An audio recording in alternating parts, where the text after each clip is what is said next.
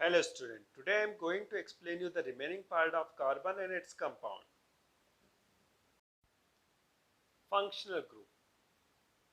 An atom or a group of atoms present in a molecule which largely determine its chemical properties.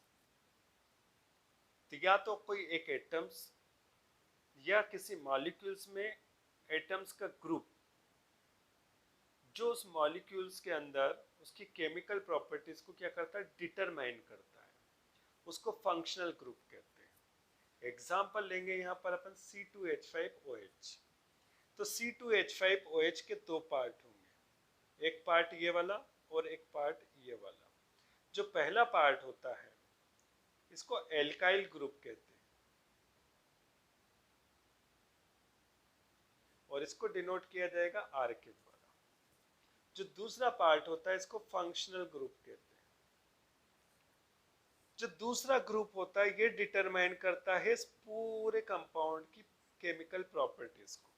तो ये जो पीछे वाला जो ग्रुप है ये क्या करेगा, इसकी केमिकल प्रॉपर्टी को क्या करेगा, डिटरमाइन करता है, इसलिए इसको फंक्शनल ग्रुप कहते हैं।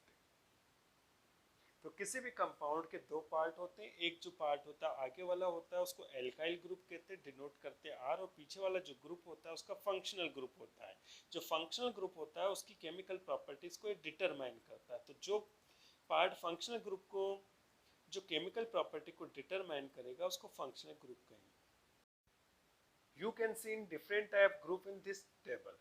पहला है क्लोरो, नेगेटिव है तो Cl से डिनोट करेंगे, O लगेगा। दूसरा है ब्रोमो, ब्रोमीन है तो O लगेगा तो ब्रोमो हो जाएगा। Hydroxyl OH hydroxyl.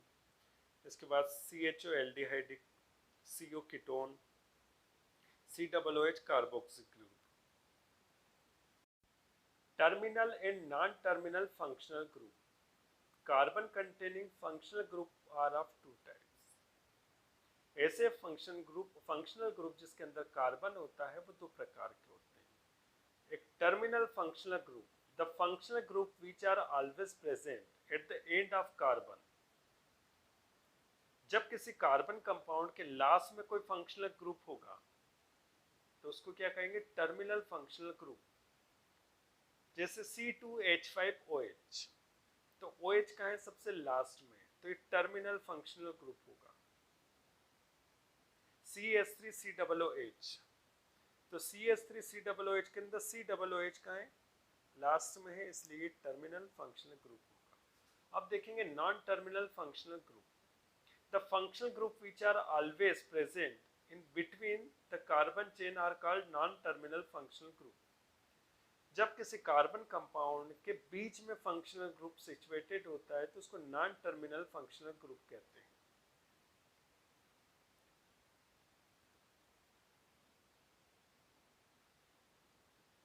जैसे कीटोन, जो कीटोन होता है वो ऑलवेज कहाँ प्रेजेंट होता है, किसी कंपाउंड के पहले भी नहीं होता, बाद में भी नहीं होता, बीच में होता है। जैसे CH3COCH3 एसीटोन, तो ये कहाँ सिचुएटेड है, CH3COCH3, तो CO कहाँ सिचुएटेड है, बीच में है। तो ऐसे फंक्शनल ग्रुप को क्या कहेंगे, non terminal functional group. Homologous series, इसकी डेफिनेशन है family of organic compound having the same functional group, similar chemical properties, and then successive number of which differ by CH2 unit। तो क्या बोला उन्होंने, कोई ऑर्गेनिक कंपाउंड की एक family है जिसके अंदर फंक्शनल ग्रुप सेम है, उनकी केमिकल प्रॉपर्टीज के सेम है, लेकिन अगर डिफरेंस है वो किस में है, कार्बन और हाइड्रोजन में है। तो ऐसी जो सीरीज होगी उसको होमोलॉगस सीरीज कहते हैं। अब characteristic of homologous series, all the member of homologous series can be represented by the general formula. For example, general formula of homologous series of alkane CnH2n plus 2, n का मतलब है number of carbon, number of hydrogen। If we put n is equal to 1, तो general formula क्या होगा, CnH2n+2। तो carbon 1 है, hydrogen 2 है, और उसको +2 करते जाएंगे। जैसे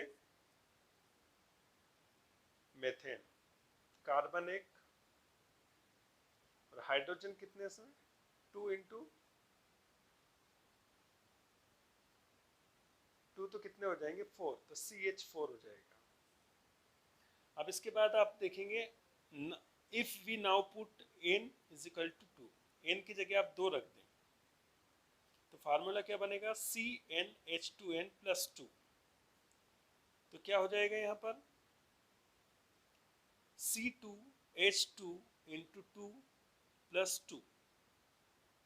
तो मेथेन में क्या था CH4, तो मेथेन में कार्बन 1 था तो अब कार्बन 2 कर देंगे और हाइड्रोजन में फिर 2 ऐड कर देंगे तो क्या हो जाएगा C2H6 एथेन। उसी तरह से नेक्स्ट वन देखेंगे, मेथेन हो गया, एथेन हो गया, प्रोपेन देखेंगे। कार्बन को 1 बढ़ा देंगे तो C2 था तो C3 हो जाएगा, हाइड्रोजन को आप 2 बढ़ाओगे तो 6 की जगह 8 हो जाएगा तो C3H8 प्रोपेन। उसी तरह से कार्बन 1 इंक्रीज होगा और हाइड्रोजन 2 इंक्रीज होंगे, तो methane, ethane, propane, butane, pentane इस तरह से फॉर्म होते चले जाएंगे। कार्बन ऑलवेज 1 नंबर इंक्रीज होगा और हाइड्रोजन 2 नंबर इंक्रीज होंगे। इस डायग्राम में आप देखेंगे CH4 और C2H6, तो ये कार्बन 1 और यह कार्बन 2 है, यह हाइड्रोजन 4 है तो यह हाइड्रोजन 2 है। तो कार्बन जो होता है 1 इंक्रीज होगा और हाइड्रोजन कितने इंक्रीज होंगे 2 इंक्रीज होंगे। उसी तरह से देखेंगे नीचे वाले कार्बन कितने हैं 2 है तो ये कार्बन कितने हो गए 3, यह हाइड्रोजन कितने हैं 6, तो ये हाइड्रोजन कितने हो गए 8। उसके जस्ट नीचे देखेंगे यह कार्बन 3 है तो ये कार्बन 4 है, यह हाइड्रोजन 8 है तो यह हाइड्रोजन 10 है। तो ये जो सीरीज फॉर्म है इसको होमोलॉगस सीरीज कहते हैं, जिसके अंदर कार्बन और हाइड्रोजन क्या होते हैं इंक्रीज होते हैं, लेकिन फंक्शनल ग्रुप कैसा रहेगा इन सभी कंपाउंड में सेम रहेगा और सेम इसकी केमिकल प्रॉपर्टीज रहेगी। Nomenclature of carbon compound IUPAC के अकॉर्डिंग देखेंगे, ऐसे कार्बन कंपाउंड जिसमें कार्बन कितना है 1 है तो उसको मेथेन कहेंगे, 2 होंगे तो एथेन, 3 होगा तो प्रोपेन, 4 होगा तो ब्यूटेन, 5 होगा तो पेंटेन, 6 होगा तो हेक्सेन। तो उस तरह से कार्बन एक एक आगे बढ़ता चल जाएगा, उस तरह से उनके नाम आएंगे। तो methane, ethane, propane, butane, pentane, hexane, heptane, octane, नोनेन, decane. तो ये क्या है IUPAC name of carbon compound. अब इस टेबल में आप देखेंगे कुछ फंक्शनल ग्रुप है उसमें प्रीफिक्स और सफिक्स क्या होते हैं। जैसे क्लोरीन है तो उसके लास्ट में लगेगा O तो क्या हो जाएगा क्लोरो। ब्रोमीन तो लास्ट में O लगेगा तो क्या हो जाएगा ब्रोमो। एल्कोहल तो लास्ट में क्या लगेगा OL। तो कौन सा एल्कोहल लेंगे आप, मिथाइल एल्कोहल तो मेथेनॉल, क्या प्रोनाउंसिएशन होगा मेथेनॉल OL। एल्डिहाइड लास्ट में क्या लगेगा AL अल। तो आपने लिया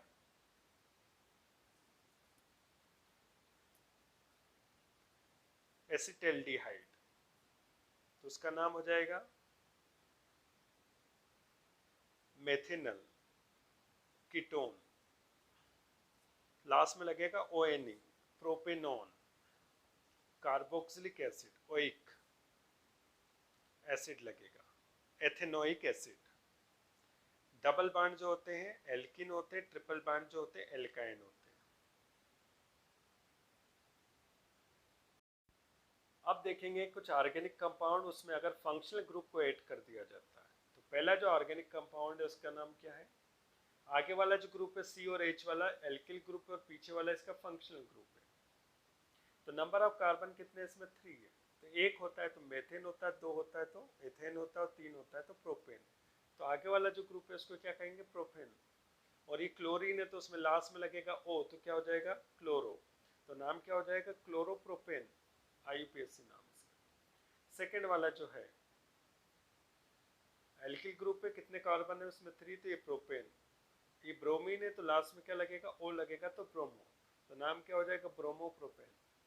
इसके बाद नेक्स्ट वन देखेंगे नंबर ऑफ कार्बन कितने इसमें 3 है, तो प्रोपेन है। और लास्ट में क्या लगा है, OH लगा। एल्कोहलिक ग्रुप तो लास्ट में क्या लगेगा, ऑल। तो नाम क्या हो जाएगा, प्रोपेनॉल। इस तरह से आप देखेंगे नीचे वाला कितने कार्बन है इसमें 3 है, तो ये प्रोपेन है। लेकिन CHO ग्रुप है, एल्डिहाइडिक ग्रुप है, तो इसमें क्या लगेगा, अल लगेगा। तो प्रोपेनल, AL लगा है तो प्रोपेनल, वो प्रोपेनॉल था। OL लगेगा तो एल्कोहल होगा, AL लगेगा तो क्या होगा, एल्डिहाइड हो जाएगा। इसके बाद इस ग्रुप में क्या है, CO है, कीटोन, मतलब ओन लगेगा। तो CH3COCH3, तो कितने कार्बन है ये, 3 कार्बन है, तो प्रोपेन है। और ON लगा दोगे तो प्रोपेनोन। तो IUPAC नाम क्या हो जाएगा इसका, प्रोपेनोन। कितने कार्बन है इसमें, 3 कार्बन, तो क्या है, प्रोपेन। वो कौन सा ग्रुप है, COOH। तो COOH होता है तो लास्ट में क्या लगता है, ओइक एसिड।